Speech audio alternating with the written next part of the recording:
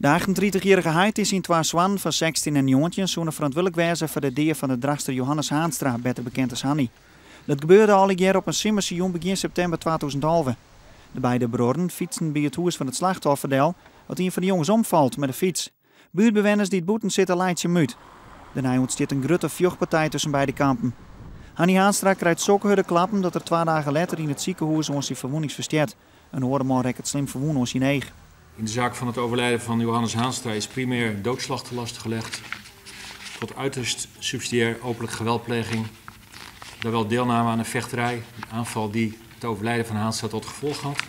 Waar het nou wat die in had, werd ik bij de rechtszaak het net echt duidelijk. Verdachten jou mekaar de schuld.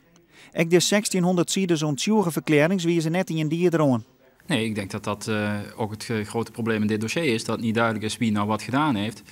Als ik kijk naar de rol van mijn cliënt, dan denk ik dat ik daar wel wat duidelijkheid over kan geven. En daar waren die verklaringen die vertaald waren, waar we onze twijfels over hadden. Dat was ook van belang om daar duidelijkheid over te krijgen. Want beide advocaten twijfelen over de oerzetting van verschillende verklarings vanuit de Roma-taal.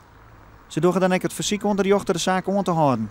Cliënten zeggen dat de vertalingen niet juist zijn. Ik spreek geen Roma, maar als mijn cliënt zegt van dit is niet een juiste vertaling, dan moet ik daar achterheen. Want dat gaat dan een oren Roma-variant?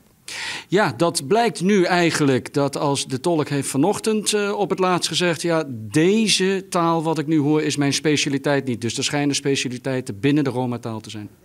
Maar de rechter gaat er net in mee en dus wordt de zaak gewoon behandelen.